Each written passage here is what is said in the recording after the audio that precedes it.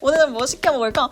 배달 음식 살찌는데? 자, 배달 음식이 왜 살찔까? 아니 근데 다시 생각해보면 똑같은 음식을 배달해서 먹는 거랑 집에서 해먹는 거랑 뭐가 달라? 배달 음식은 살이 찐다, 배달 음식은 다이어트에 안 좋다 라는 말들이 있죠. 그러니까요. 대체 왜 배달 음식을 먹으면 다이어트에 좋지 않을까? 근데 솔직히 말하면 저는 45kg를 빼면서 배달 음식을 먹었거든요. 그죠, 한두 번 먹은 거 아니지. 근데 그러면서 아, 이래서 배달 음식이 살이 찌는구나, 아, 이래서 다이어트에 안 좋구나 라는 걸 아는 순간들이 있었어요. 그럼 이것만 알고 이걸 조심하기만 하면 다이어트에 좀 더 도움이 되게끔 배달 음식을 먹을 수 있겠구나. 아, 결론적으로 할 수는 있다. 물론 가급적이면 안 먹는 게 좋겠지만 그래도 꼭 먹고 싶을 때 이렇게 먹으면 좀 더 살이 덜 찌면서 먹을 수 있다. 다이어트 때 현명하게 배달 음식 소비하는 법. 빠밤. 자, 뻔하지 않은 것들로 한번 신선하게 가보겠습니다. 자, 첫 번째는 배달 최소 금액입니다. 옛날보다 배달해 먹을 수 있는 음식의 종류는 늘어났고 하다못해 호텔 음식도 배달해 먹을 수 있는 시대인데 그치. 짜장면 한 그릇은 여전히 시켜 먹을 수 없죠. 물론 단가 문제나 배달 문제 등의 여러 가지 이유가 있겠으나 우리한테 가장 중요한 건 이거겠죠. 애초에 배달 최소 금액이라는 자체가 일단 이 정도를 시켜라 도 있겠지만 원래 우리가 먹던 것보다 더 시켜라 라는 게 포함이 돼 있겠죠. 더 시켜서 더 먹으라.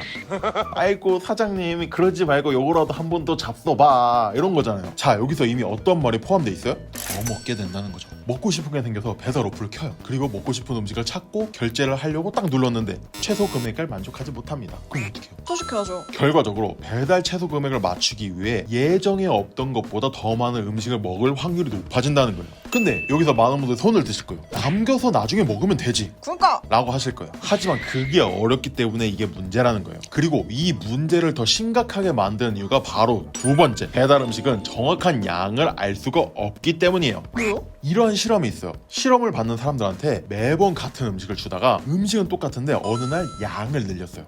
상당히 많은 양을 늘렸는데 그 사람들이 다 먹더래요. 거의 다. 대부분의 사람들이 그 음식들을 다 남기지 않고 먹었어요. 근데 더 놀라운 건 그 사람들이 양이 늘어났다는 걸 인지하지 못한다는 거예요. 자, 이 실험이 갖는 의미는 우리는 되게 우리의 양을 우리가 조절해서 먹는다고 생각하지만 그게 아니라는 거예요. 어느 정도 조건이 비슷하게만 하면 그 양을 제대로 가늠할 수 없다가 이 실험의 핵심인 거죠. 옛날부터 우리 어른들이 남기지 말고 먹어라, 음식 남기는 거 아니다를 우리도 알게 모르게 실천하고 있는 거예요. 내 접시에만 담겨져 있으면 그걸 꼭 다 먹어야 된다는 느낌이 강하다는 거예요. 그리고 우리 인간은 상당히 자극에 민감한 동물이죠. 먹고 싶은 배달 음식의 그 때깔이 내 눈앞에 있어. 근데 그걸 참을 수가 있어요? 매우 어렵다는 거죠. 그리고 우린 이미 배달 최소 금액으로 원래 예정에 없던 것보다 더 많은 양을 시켰어요. 우리의 원래 먹던 양보다 더 많은 양을 시켰는데 근데 여기서 그걸 다 먹을 확률까지 늘어난다? 과식을 할 확률이 높아진다는 말이기도 하죠. 그리고 배달 음식을 자주 시켜 먹게 되면 과식이 늘어난다는 얘기고, 과식이 늘어나면 어떻게 돼요? 진짜요? 살이 쪄요.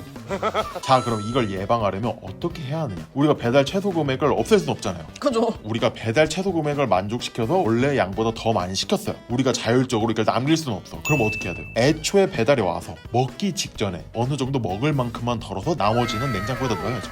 핵심은 뭐다? 눈 앞에서 치워라. 나의 침샘이 폭발하기 전에. 그럼 나 잘하는 거네. 자, 그리고 마지막으로 왜 씹어?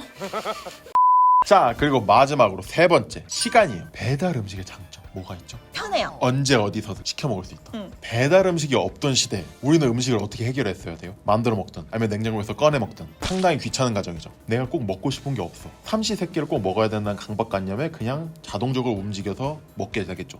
하지만 배달 음식이란 이 간편함, 시키면 언제 어디서든지 오는 이런 걸 먹게 되면 어떻게 돼요? 원래 삼시세끼라는 틀에 벗어나서 언제든지 이거를 시켜 먹을 수 있는 확률이 높아진다는 거예요. 물론 삼시세끼를 만족하면서 먹으면 상관이 없죠. 그렇게까지 문제가 크진 않겠죠. 하지만 이걸 뛰어넘어서 무언가를 더 먹게 된다면 이게 가장 중요한 게 뭐가 있죠? 야식이에요. 많은 분들이 야식은 밤에 먹어서 살이 찌는 거다라고 알고 있는데 정확하게 말하면 음식을 먹는 시간은 그렇게 폭발적으로 우리의 다이어트에 엄청 악영향을 끼치지 못해요. 결국 야식이 살이 찌는 거는 우리가 아침, 점심, 저녁 다 챙겨 먹었는데 거기서 이제 한 끼를 더 먹기 때문에 살이 찌는 게 가장 큽니다. 그러면 이제 정리를 한번 해보자고요. 우리는 배달 최소 금액이라는 틀을 만족시키기 위해서 우리가 평소에 먹던 양보다 더 많은 양을 시켜야 되고, 또 음식을 남기면 안 된다는 강박관념과 눈앞에 보이는 음식의 자극에 못 이겨서 평소보다 과식을 해요. 근데 이게 야식이나 간식같이 세 끼를 넘어서 추가적으로 음식을 섭취하게 된다는 거죠. 그럼 이것만으로 어떻게 되는 거죠? 살이 찌고도 남는 스펙이라는 거죠. 한 끼 추가요. 한 끼 추가요. 거기다 과식으로 더.